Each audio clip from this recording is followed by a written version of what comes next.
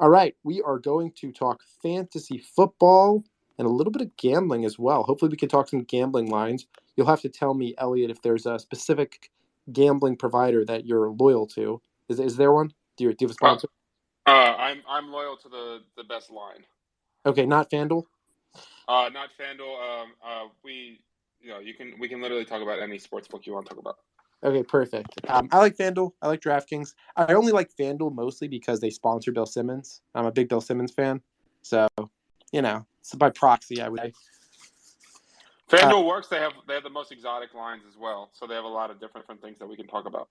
Okay, perfect. So let's just give people a little bit of context as to what we're discussing here. So it's almost fantasy football season. We had week 1 of preseason last week. For those who are fantasy football addicts like myself, you probably are waiting to draft until the last moment possible. I'm setting up my drafts for the night of the 6th. I would do them the night of the 8th, except I'm flying to Bali.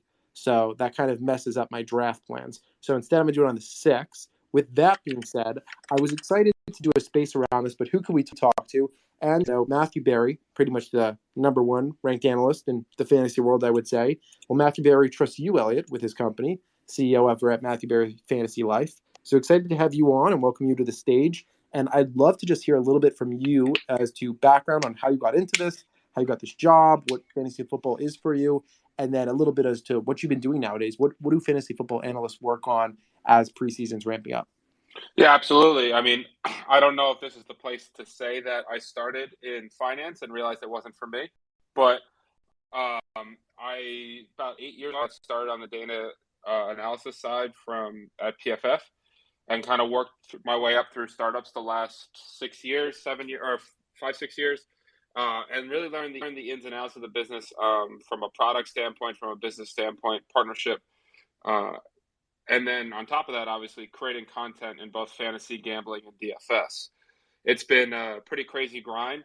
The season never really ends, especially with the NFL. The NFL draft might only be a night, but it's 100 days worth of content. And then best ball is really something that's helped the industry. For those of you that don't know, it's basically you draft and you forget. So you're able to build a lot of different teams. Underdog Fantasy is a platform that I absolutely love. So far this year, I'm at about 137 completed teams and in about 60 plus more active drafts. And it allows you to build out portfolios of players similar to the way you would do finances, right? And buy players at different price points in terms of their ADP.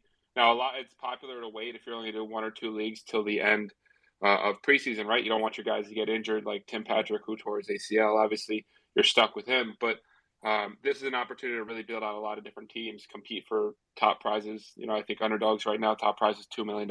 So that's a fun way to do it, but ultimately you're following the news, you're understanding who's going where, how it's going to impact the team, and there's constant news reports, injuries, everything that you're adjusting to, and we really are entering fantasy football draft season right now.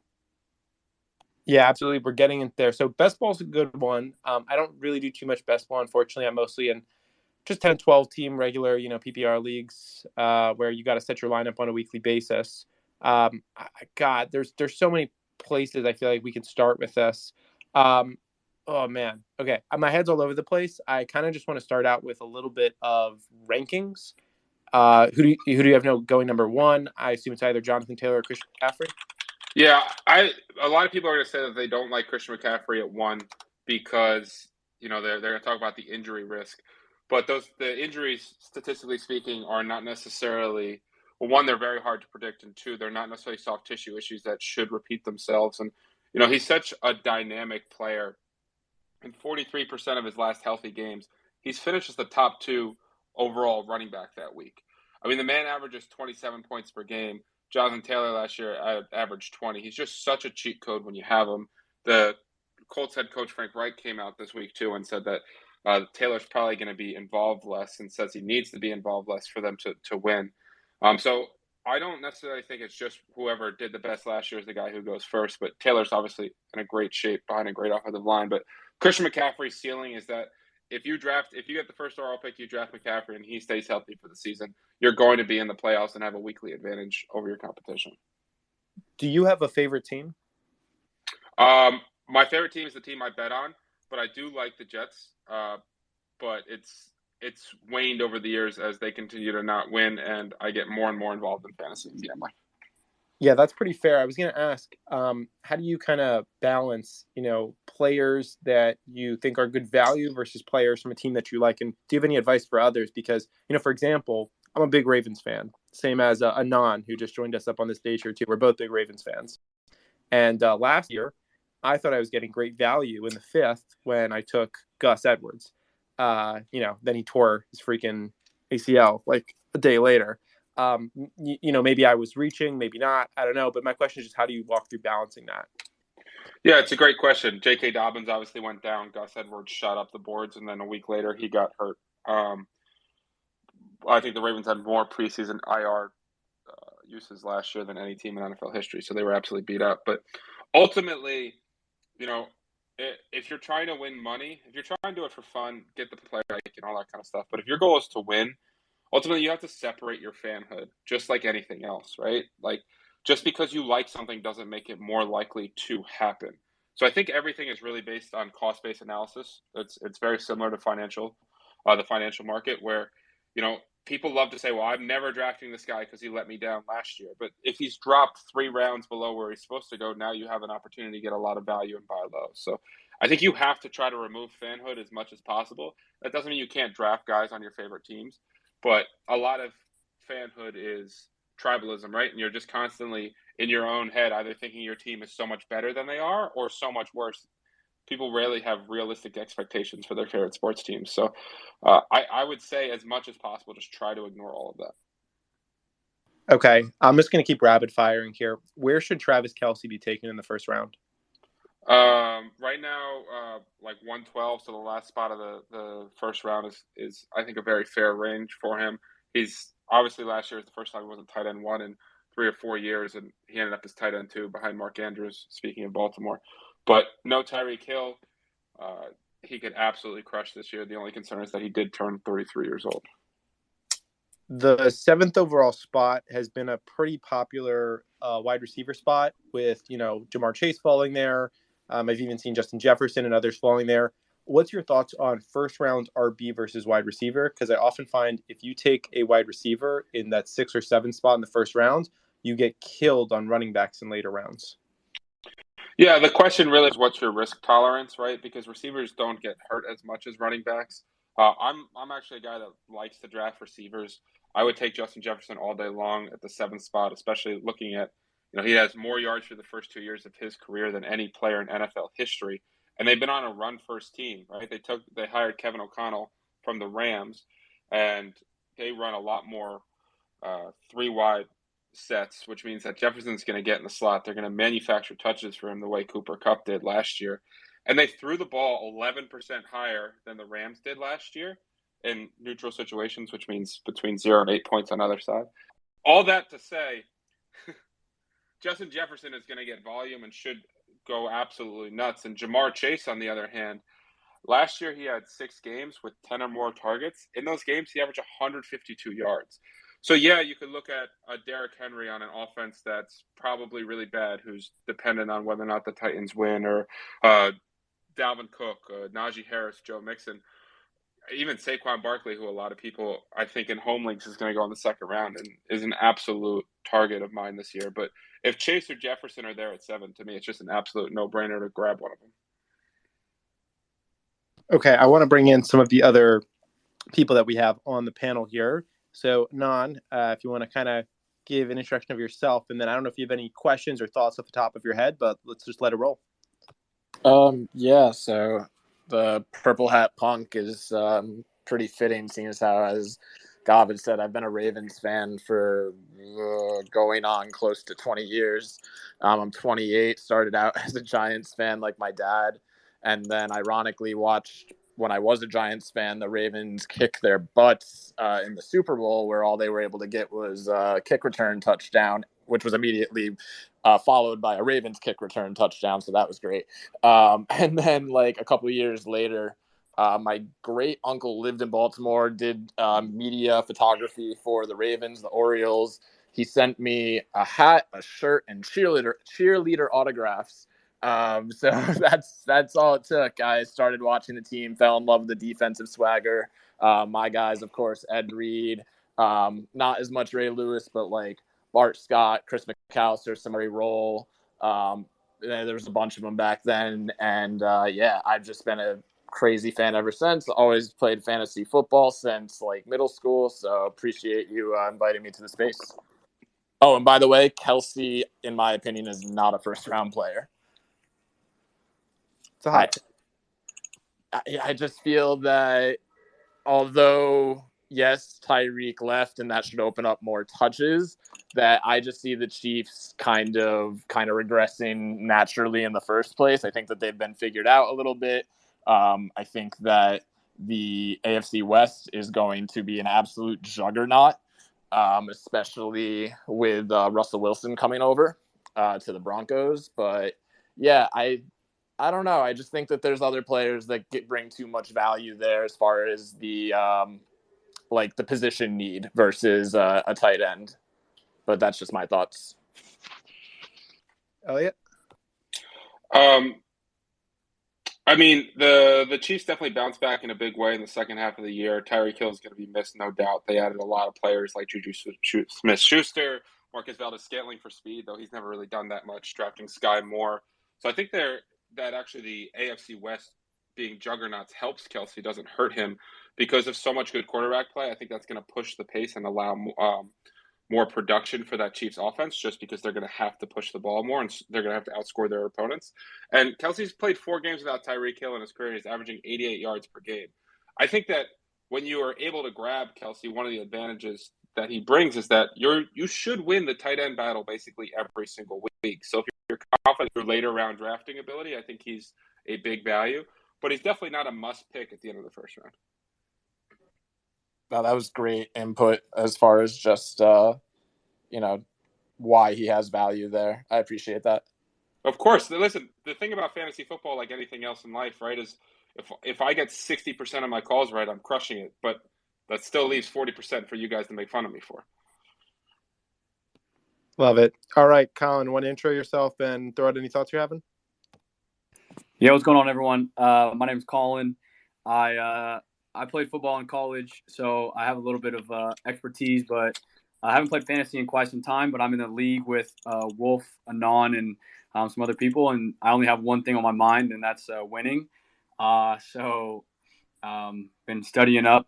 I've been taking care of my stocks and investments, and so I can spend the evening researching fantasy stuff. So I have no input other than if you guys don't hear from Wolf at the end of the season for maybe a couple weeks, it's probably because he's a little upset I beat him. But other than that, that's about all I have for you. Yeah, I can't say I'm not even going to say players' names or anything on here because I don't want to give away my strategy. All right, well, Colin, you know what you do have to tell me as a former professional kicker, who's your favorite kicker in the draft this year for fantasy football? If Sebastian Janikowski was still in the league, I'd pick him, but he's not there anymore.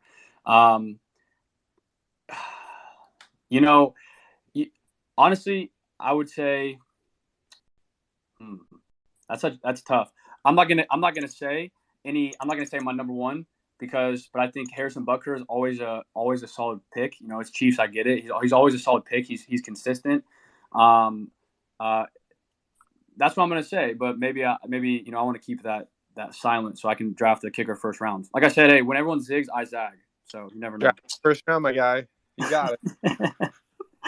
No, I'm just kidding. I don't have much input in here, but I do enjoy this and spaces, and I'm looking forward to the league we put together.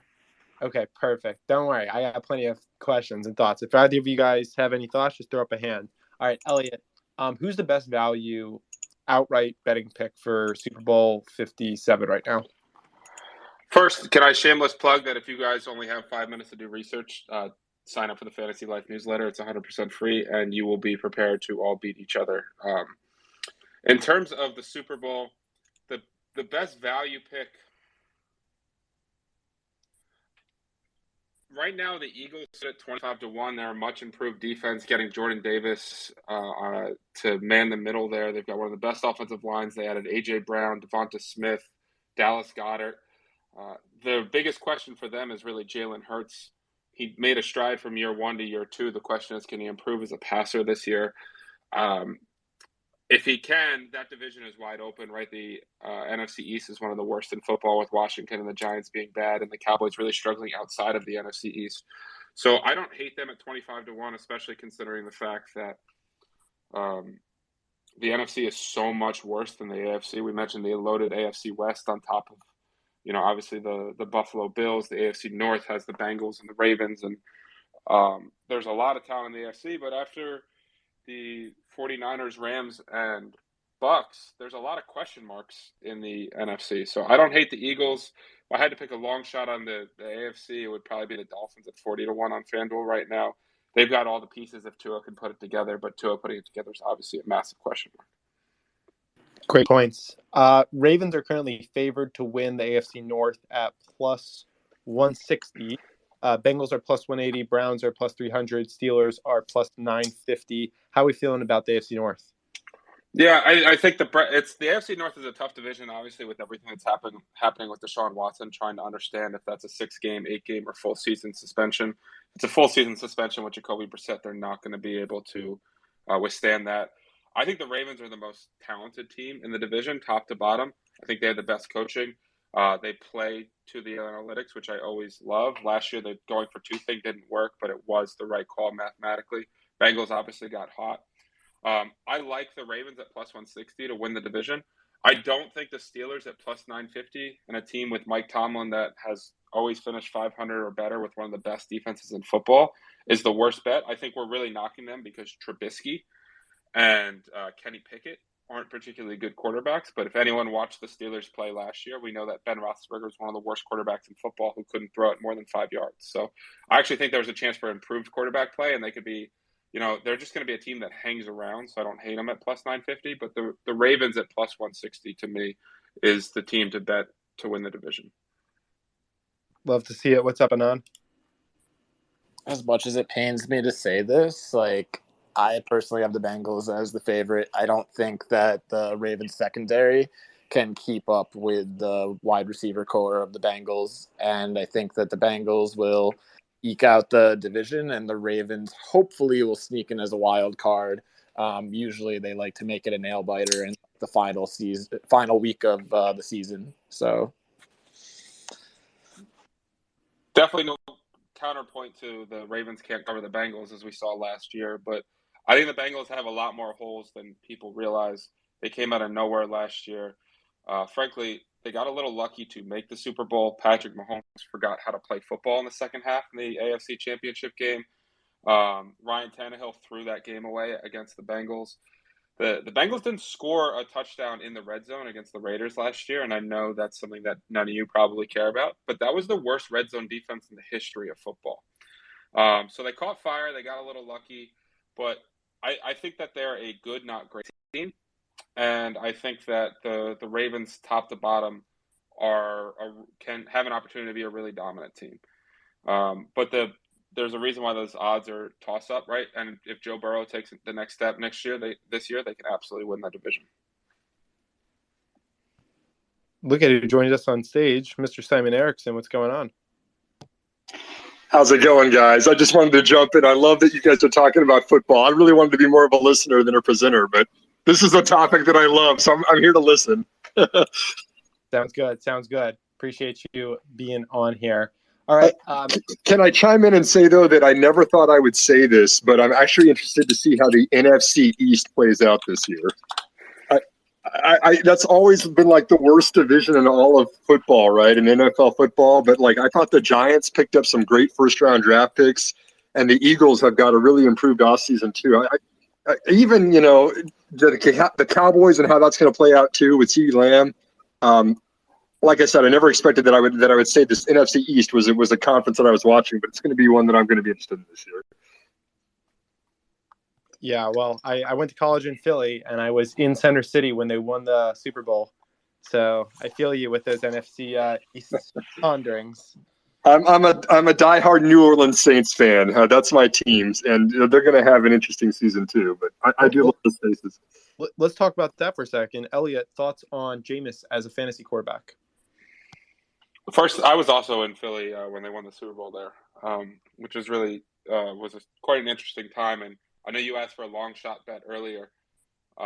Carson Wentz to lead the NFL in interceptions is 35-1. He did it 2 years ago. He's been top 2 in interceptable passes, or top 7 in interceptable passes in back-to-back years. So I don't hate that at 35-1. I think the Saints are really interesting, and Jameis is really interesting this year because Michael Thomas is said to be healthy. He looks phenomenal in training camp. He's 2 years removed from being the best receiver in football. They added Jarvis Landry underneath. Chris Olave, a top 11 or top 12 pick in the draft. I love Jameis from a fantasy perspective. Even when he throws picks, the great thing is they tend to be pick sixes, which means he gets right back on the field and has to keep chucking and throwing the ball more. So I think Jameis Winston, I think he's right now QB 19 off the board, is a great guy if you target other positions as a QB2 where you stream different weeks. I like Jameis a lot this season. I really love that Chris Olave pick too, because if you remember him with Mike Evans and the Bucks, Jameis was a guy that could just throw it 50 yards downfield. Like you said, it's either a pick six or it's a touchdown, and now you've got somebody that can spread the field out. I always thought that Michael Thomas and now you've got Jarvis Landry there too. Those are slot receivers, but it's nice to see somebody that can air it out for Jameis now. Yeah, and he supported 2 top 10 receivers in Chris Godwin and Mike Evans from a fantasy perspective, and I think it'll be interesting to see if Michael Thomas can take a bigger downfield role as well, because so much of his career was with Drew Brees when his arm strength wasn't a big part of their game. And obviously Sean Payton's not there either. But Chris Olave's route running, athleticism, and downfield ability brings a much needed missing aspect to that offense. Wait, did you and Simon both say you were in Philly the night the Eagles won the Super Bowl? Yeah, I went to school in Philly at the time. I was also there that night. I was on Broad Street. The crowd moved. I was there. I was on Broad Street, man. Bro, that night was reckless. Yeah. A bunch of kids next to me flipped the car. And then I don't know if you guys were at the part on Broad Street where there was a Macy's that got the window smashed in. Yeah. And then across the street, there was like this was the craziest moment that I can remember. There was a store that had a awning in the front of it, and people had climbed up on top of the awning and were jumping off the awning, which was about 15 feet high, into the crowd, and the crowd was catching them. And then I turn, and all of a sudden I just hear something like tear, and I turn back, and the whole awning just falls. And I just see like 10 people just like fall on from this awning, like 50, ridiculous night. Yeah, that was reckless. Someone had mentioned the Bucks. I'll just throw it out there. I mean, it's a little bit of, I don't want to say cliche, but I guess it's just like the obvious pick to some degree. I think it's Bills Bucks. I think that when it comes to the Buccaneers especially, they got just a bad, card of hands dealt to them going into the playoffs with the injuries, and that was really hard to overcome. But I think that there's a lot of weapons there, and I think when they're clicking on all cylinders, they're by far the best team. And that the Bills, I would say I really like Josh Allen, of course. I think that while it will be a little bit tougher to get out of the AFC East this year, I don't know. I think that another team, it's just like when they get in a groove, they can beat anybody. But if it's not of course, Chiefs are always right there as well. I think the AFC North is not frauds, but I think they just beat each other up so much in the regular season that it might be tougher for one of those teams to go deep again. But I have Bills Bucks. Interesting. Okay, I got a few more here. Elliot, who do you like for MVP?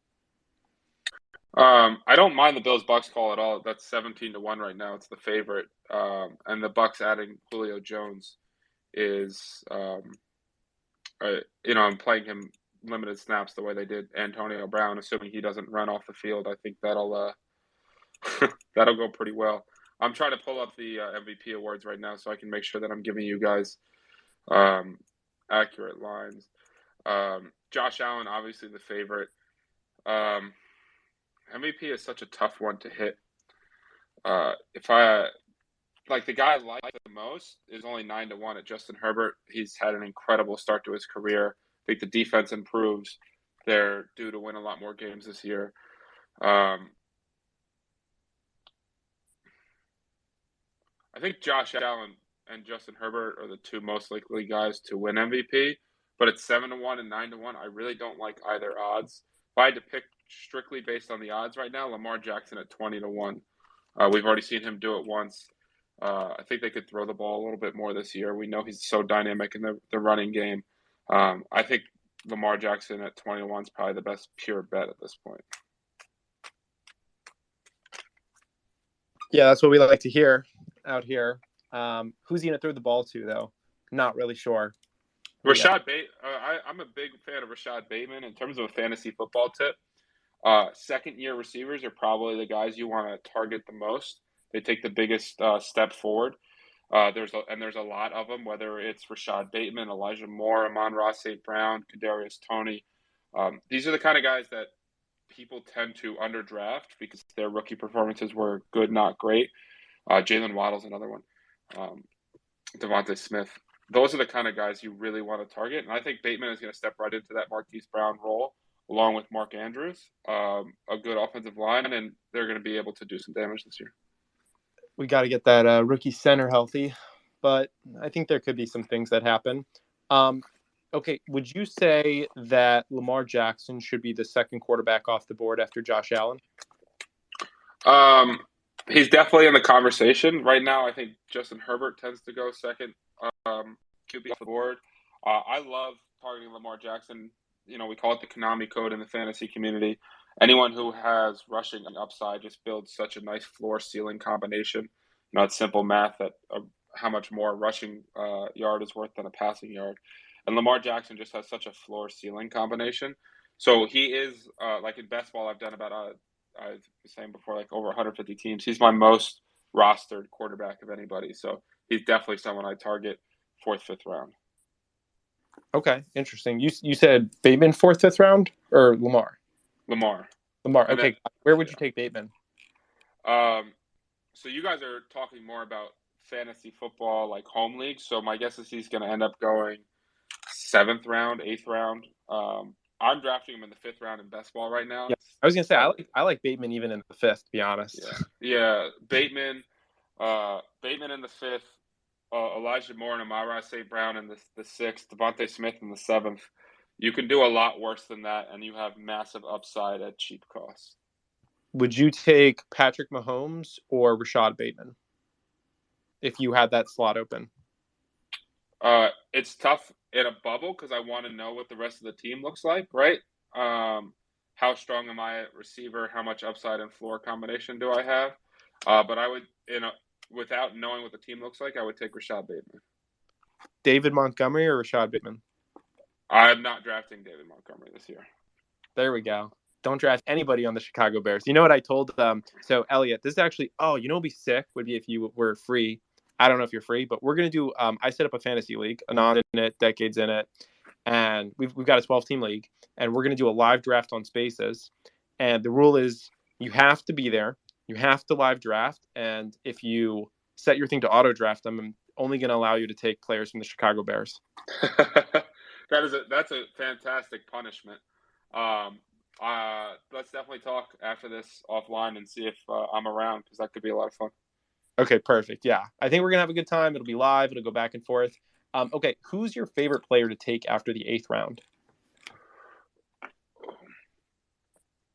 By the way, real quick with David Montgomery, him and Antonio Gibson are actually taking snaps on special teams. That's never a good sign that they plan to use a running back a lot.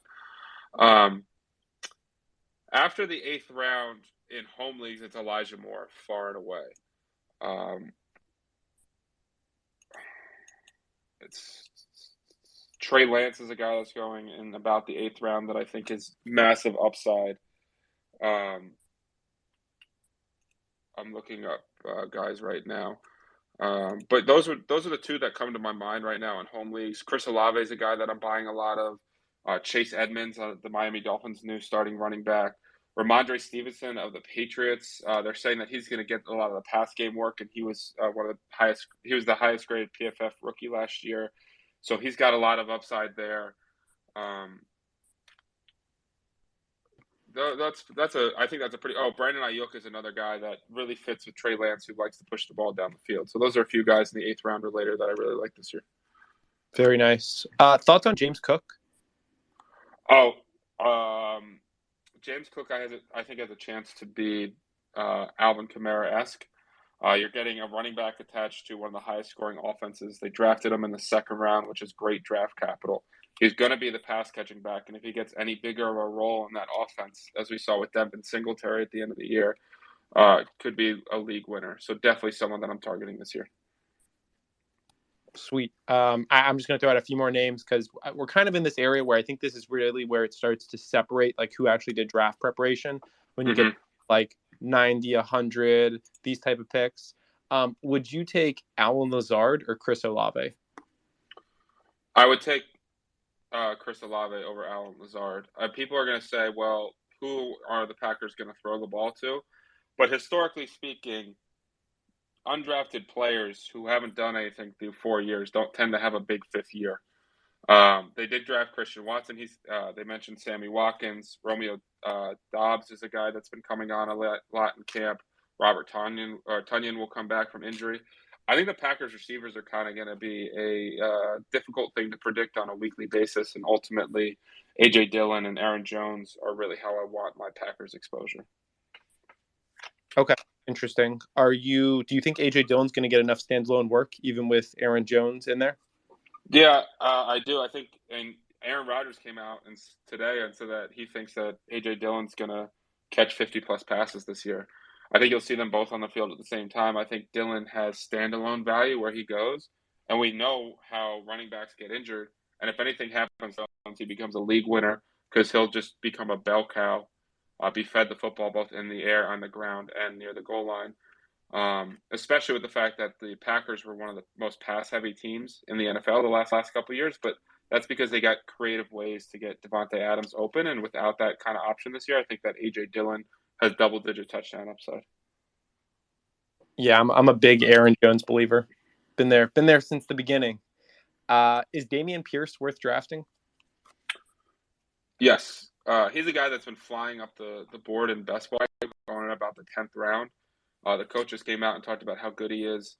He's going to be competing with touches with Marlon Mack, who's obviously coming off an Achilles injury and hasn't done anything in the NFL in 2 years. The biggest issue is that when you're running back on a bad team, it's tough to score fantasy points because you don't score that many actual points in the game.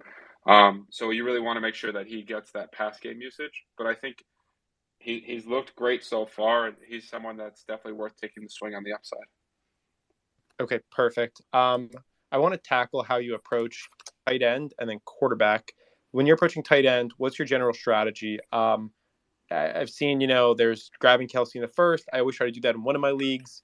There's the wait and take strategy. I did that a few years ago, and I got Andrews and Waller in that years ago when they were both in like late rounds. So I've seen it work both ways. How do you typically go about it?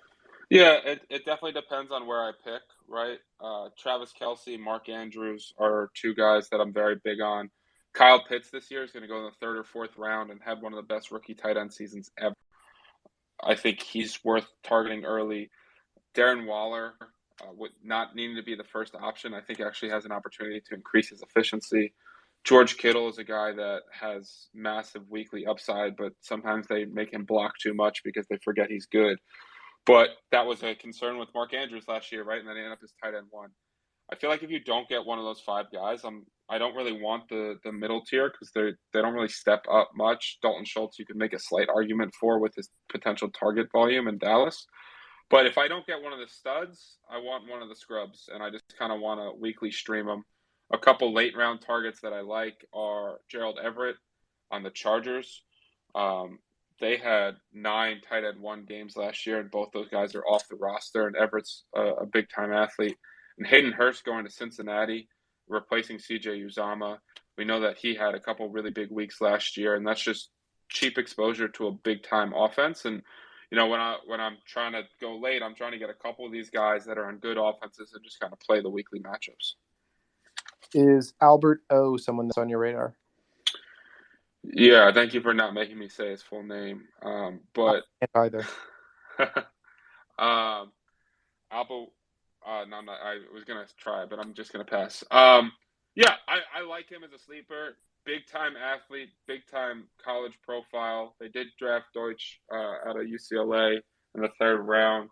Alberto was the only starter that played a preseason game last week, which is not a great sign. But again, I think the Broncos offense could be really good. He's got big time athleticism and is a great late round target.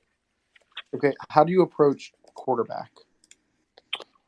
I don't want to go too early.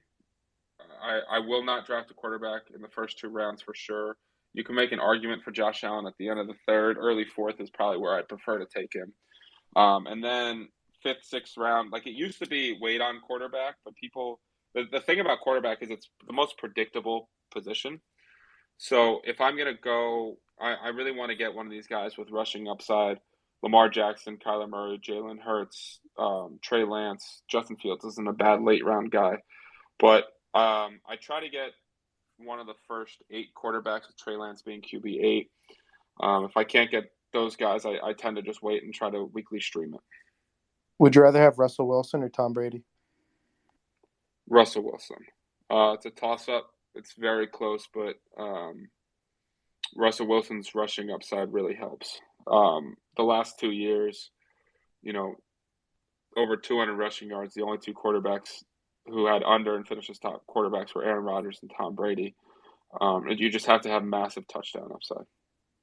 Do you believe the James Conner hype?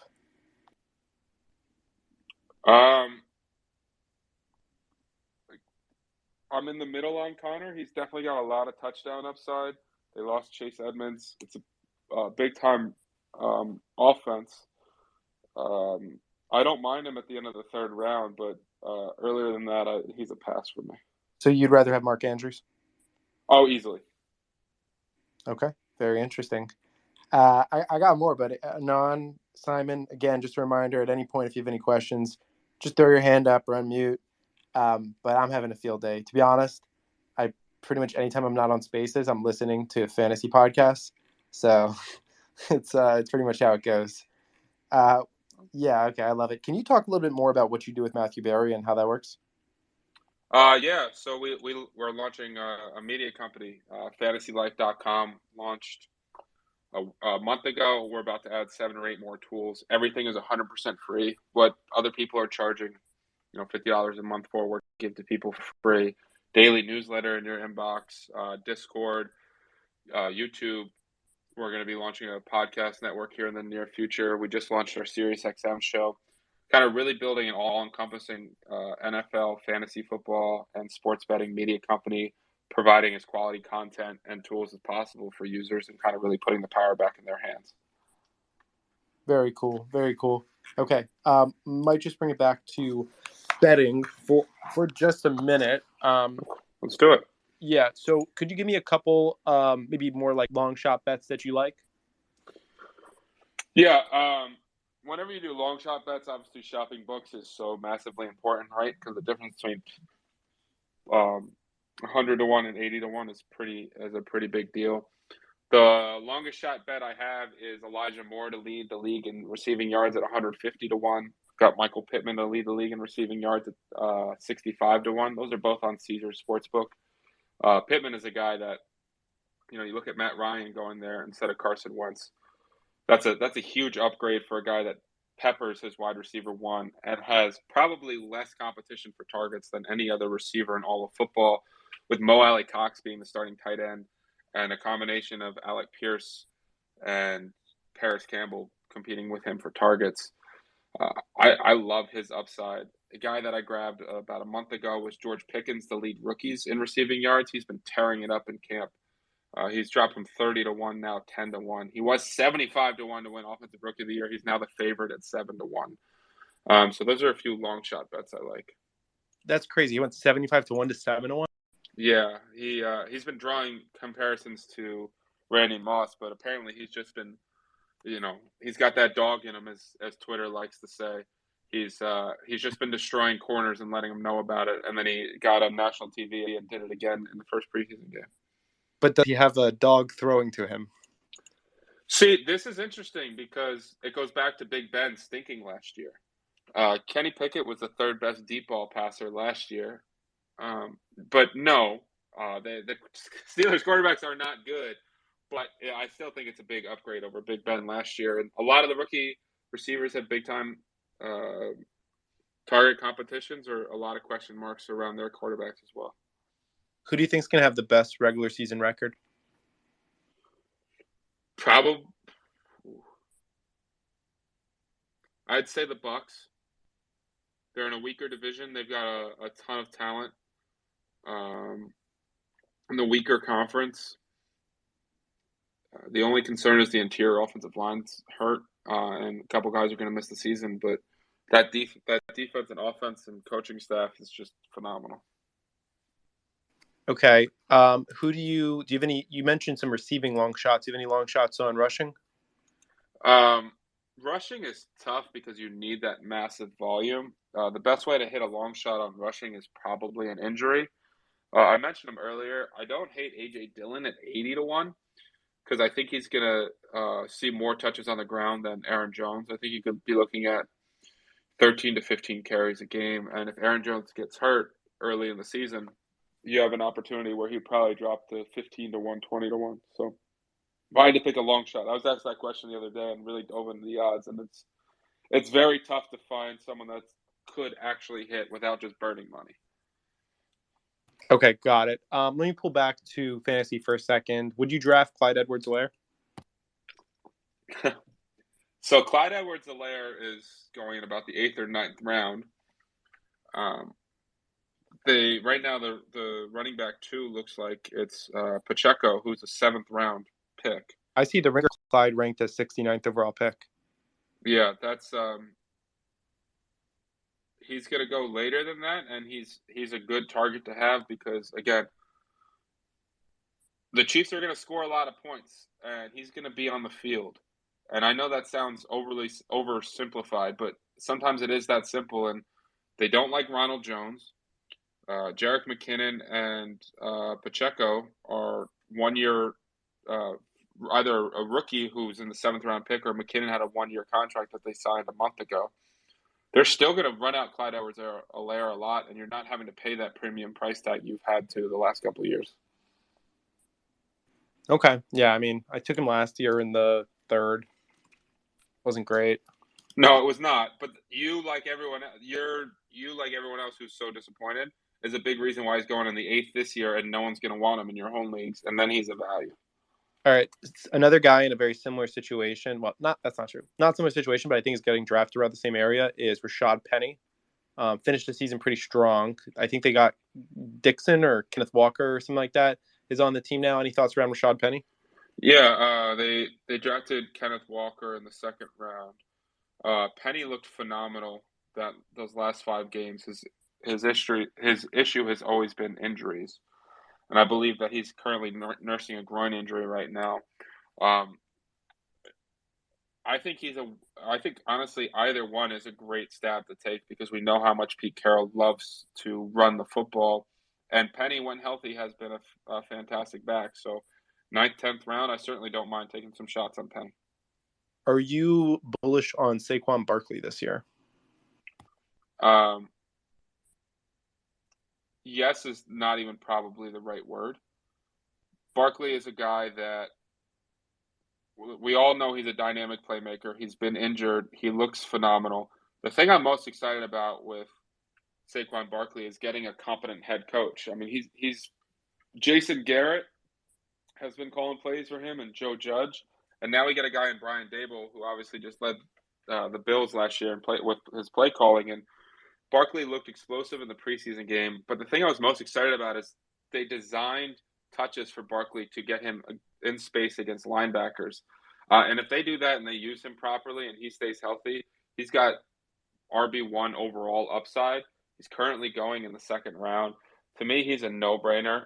I would take him as high as like 110. Wait, who was that last guy? The name cut out for me one more time. You said you would take a 10? Oh, Saquon Barkley. So you would take Saquon Barkley? Yeah, because I feel like he's getting a little bit underrated. Oh, absolutely. And he started the year in the 3rd round, and in best ball, he's already moved up to fringe 1st round. So, but home leagues, people are going to be frustrated with his injury history. Like if you're picking at the end of that first round, I would be leaving my draft with Saquon Barkley. Okay. What about another guy who I think has maybe been in a similar position, Dalvin Cook? Yeah. I like Dalvin Cook over both Derrick Henry and Najee Harris. So if you're looking for a running back in that 5 to 8 range, that's the guy I would take. Do you see any scenario where Minnesota wins their division? Yeah, absolutely. I mean, the Packers are going to be a really interesting team this year with the lack of the pass volume pass weapons, and Aaron Rodgers, 38 years old. We all anticipate he's still being really, really good, but I think they're going to get a big increase in efficiency with Kevin O'Connell as the head coach. And Kirk Cousins is a solid quarterback, and the Vikings are an improved defense. I think they have an opportunity to have a shot there. And just to go back to Dalvin Cook, in terms of an obscure stat, is the Vikings are going to run a lot more 11 personnel, which is 3 wide sets. Cook averaged 5.8 yards per carry in 11 personnel last season. The Vikings ran it 28th most in football at 47%. Kevin O'Connell runs it at 86% last year, which was far and away the most in football. And that's where Cook has dominated because he can get to the edge better and then be in the open field, which we all know he kills. So I like Dalvin Cook a lot, and I think the Vikings have a real shot to win that division. Very interesting.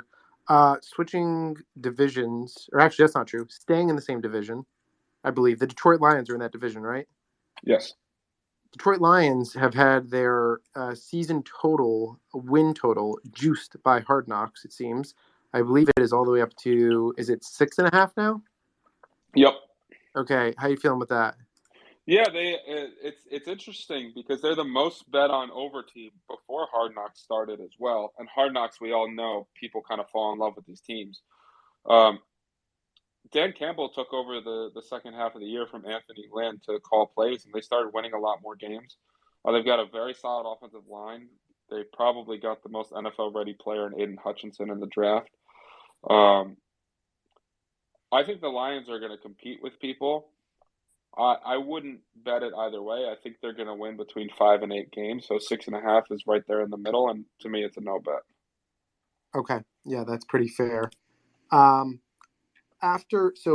you put Justin Jefferson, Cooper Kupp, and Jamar Chase in the same tier? I do. I think the way I have it is Christian McCaffrey at 1, Jonathan Taylor at 2, Justin Jefferson at 3, Cooper Kupp at 4, and Jamar Chase at 5, with Austin Eckler at 6. Wait, one more time. One more time. I have McCaffrey at 1, Jonathan Taylor at 2, Jefferson at 3, Kupp at 4, Chase at 5, and Eckler at 6. Is this full point PPR? Half point PPR, but full point PPR would be the same. Okay, interesting. Would the next wide receiver off the board for you be Diggs? Yeah, I like Diggs over Devontae Adams. And CD? Yeah, but CD's moving up the board for me. He's a really solid player at I would love if I had won the last pick of the first round. I would love if I'm to leave with 2 of the 3 of Travis Kelsey, CeeDee Lamb, and Saquon Barkley. Interesting. Okay. Yeah, I mean, I see CD moving up. Who's the other guy that's their wide receiver too? So Michael Gallup towards ACL last year and may not return till November. They signed James Washington, who broke his foot, so he's going to miss the beginning of the season. They drafted Jalen Tolbert in the 3rd round. Right now, he's projected as the wide receiver 2. It's probably going to be Dalton Schultz. They've also been connected to potentially signing Will Fuller here soon. And Antonio Brown even came out and said he wants to play for the Cowboys this season, though I doubt that happens. Would you draft Jalen Tolbert? I would. I think he's a guy. Wealth or something? So he's shot up boards. A month ago, he was going about 155th overall. Now he's going 112th overall. So he's really shot up boards with that opportunity. But in home leagues, and when I say home leagues, I mean 10 to 12 teams. You're playing with your buddies and all that kind of stuff. And it's not people drafting 200 teams. He's probably going to be a guy that people forget about, and I would absolutely take him because if he pops early, people are going to get very excited. Got it. You mentioned beforehand the running back on the Commanders. What's his name again? Their lead running back? Antonio Gibson. You said he's taking special team reps?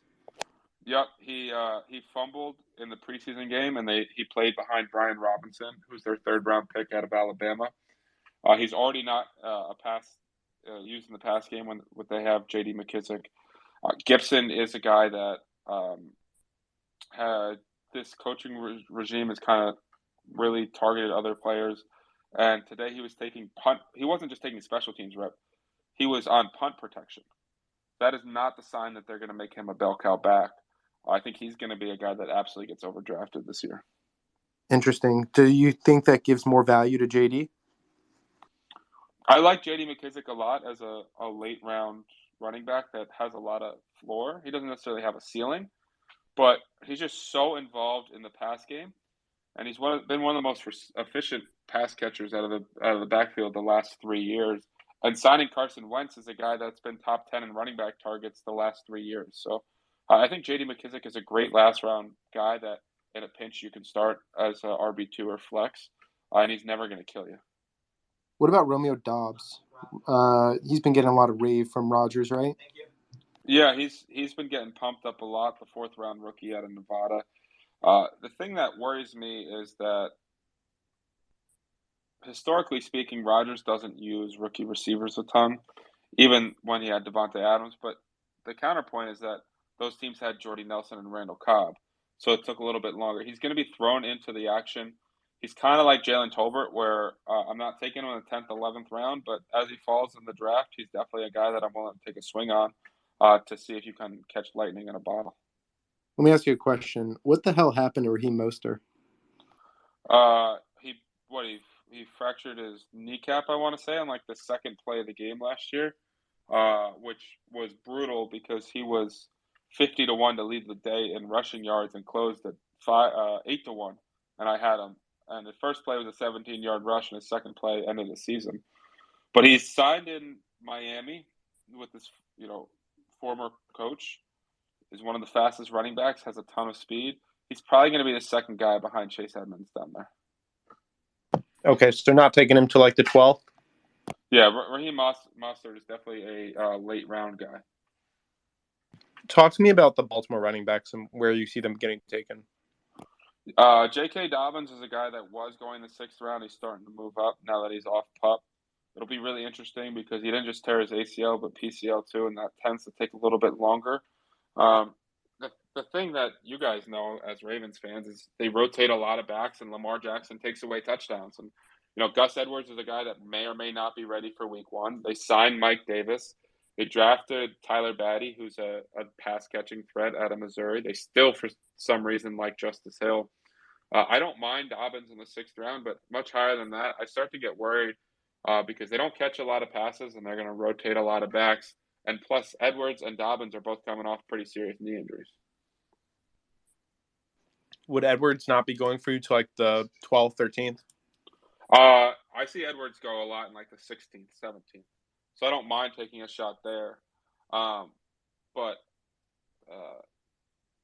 he's not someone I'm like excited to click the button on draft. What about Corey Davis? I feel like he was big 2 years ago, kind of got taken a lot as a sleeper last year, and now is just being forgotten. Yeah, well, the Jets love Elijah Moore, who really came on strong before his injury last season. Fun fact about him in the PFF era, which is since 2000, he had more yards per scrimmage per game than any other player in college football during a 22-year stretch. A.J. Brown and Odell Beckham both said they wish they could do the things that he can do. So I really like Elijah Moore, and then they drafted Garrett Wilson 10th overall. So Corey Davis is the third option in the pass game that also added, C.J. Uzoma, Tyler Conklin, drafted Breece Hall in the 2nd round, who's a dynamic playmaker. I just don't know what the volume upside for Davis is. He's going to need an injury to really step up, and he's kind of shown that he's a fairly pedestrian fantasy player throughout his entire career. Got it. When do you take a kicker in defense, and is that something that you really put any stock into? I take a defense second to last pick, and I take a kicker last pick. And not really. I would much rather as many positional players as possible. I think historically speaking, defenses aren't really sticky year to year. They change who the top defenses are because there's so many different aspects of everything. So I wait on those guys and I'll stream them. I know we said no Chicago players, but do you have any thoughts on Khalil Herbert? I don't hate him as a late round guy. Just the issue with Chicago players, right, is that their offense isn't going to score much. But which is a huge impact on running backs. I don't mind Darnell Mooney. Cole Kmet was top 8 in tight end targets last year. Justin Fields runs a sub 4.40 and scored 26 points the one game that Matt Nagy had COVID and did not coach him. Obviously not coaching him this year as he was fired. But in general, the Browns are not a team I really want to have much exposure to. Or sorry, the Bears are not a team I want to have much exposure to. Which new head coach do you think is most set up for success? Oh, this is a good question. I'm going to go back to Minnesota and say Kevin O'Connell. It's kind of taking that Rams scheme, which has just been dynamic with multiple pass-catching weapons, and running in Justin Jefferson and Adam Thielen with Dalvin Cook in the backfield. I think that Minnesota team has a lot of talent. So you said the Magic Man's name, Adam Thielen. He feels like one who's all over the board. I see him going in the 4th. I see him dropping. I see him going higher. Where do you see him? I see him in the 6th to 7th round a lot. I think that's appropriate. He's been pretty touchdown dependent. Apparently he looks amazing in camp and is like fully healthy for the first time in a couple of years. He is 30 plus now, which is a slight concern, but he's a fantastic route runner, and guys who run routes get open, and guys who get open get targets. So I like Adam Thielen in the 6th, 7th round this year, but in the 4th round, it's an easy pass for me. Are you going to draft Michael Thomas at all, or is he a pass? No, I'm going to draft Michael Thomas and draft a lot of them. Every report is that he looks fully healthy now. Jameis Winston has supported high-end wide receivers his entire career. He's a target hog, and he's going anywhere between the 5th and 7th round. And I just think that his upside is top 5 overall wide receiver, and he's getting priced as a wide receiver 3. That's an easy upside draft pick for me.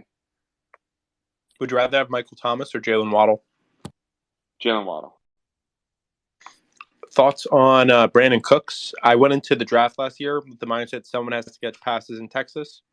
It was perfect. He was great. Someone has to catch passes in Houston. He does it every single year. I wasn't correcting you, sorry.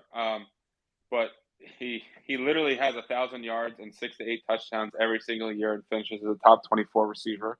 And every year, he's one of the best values in the draft that no one wants to draft. Brandon Cooks or Michael Thomas? Cooks goes a little higher in AP. I prefer Michael Thomas. Brandon Cooks, you said Michael Thomas. Michael Thomas or Amon-Ra St. Brown? Michael Thomas.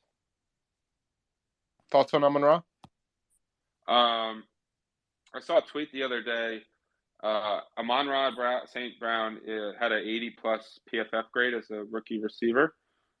Every receiver that's ever done that has finished as a top 12 receiver in their first 4 years, which is just basically it's a pretty predictive statistic that he's got a lot of upside. Jamison Williams is going to be out the first half of the year. It's really him and DJ Shark that's competing for targets.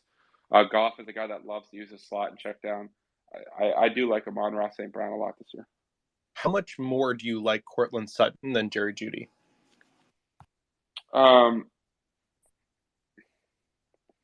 Like Sutton, I tend to take at the end of the 3rd round. Judy's a guy I tend to take at the end of the 4th round. Okay, so not that far off. No, I think it's closer than people think. Obviously, Russell Wilson throws a great deep ball. Last year, Cortland Sutton actually led all receivers in ADOT, which is average depth of target. But Drew Lock was throwing them and had no accuracy whatsoever. So if they keep chucking downfield with Russell Wilson, Sutton's big playability is going to go through the roof. Do you think Christian Kirk is underrated? I think basically everyone in Jacksonville is underrated. I think that Urban Meyer is a train wreck. Getting Doug Peterson down there for Trevor Lawrence could do him a lot of good. and they paid Kirk to be a top end receiver. They're going to force feed him that ball. I love Travis Etienne this year. Okay, perfect. Awesome. All right. You gave me a full hour. Clearly, I can keep asking. I'm not at a loss for content when it comes to this stuff, but I want to respect your time. And I really appreciate you coming on and sharing everything with me. And hopefully we'll get to run it back soon on another space, hopefully one of the draft spaces. Yeah, absolutely. You let me know when, and this is a blast for me. I hope people found some value. If anyone, you don't even have to follow me, but if you do want to follow me, ask me questions whenever I can. I'm always happy to help and answer whatever I can do. Perfect. Yeah, this was great for me too. Like I said, I live for this stuff, to be honest. So excited to be able to be doing it with you. I'm just trying to learn and intake and get ready to, lose a couple of fantasy leagues. Should be a good time all around. Yes, sir. Well, if you subscribe to the Fantasy Life newsletter, I'll tell you, you're not going to be losing your fantasy league this year. All right. Well, one sec. Here, let's all do it live, everyone. So we click in your bio, right? And then we just click the link in your bio. Yep. And then we just drop it where it says your email here. Yep. All right. Putting it in. Oh, wait. I don't have to log in or anything, right? I just hit play. No. Okay. Yep. Or it's right there on the Twitter profile, too. If you just click subscribe to the newsletter, it'll populate for you. All right. I think I'm subbed. It's to thank you for signing up. Awesome. My email's in. All right. We did it live. Very cool. Thank you, Elliot. Appreciate your time. Hope you enjoyed it. Thank you, guys. Appreciate you. All right. Take care, everybody. Have a good one. Talk to you all. I'll be back on Spaces tomorrow. You can catch me sometime in the middle of the day.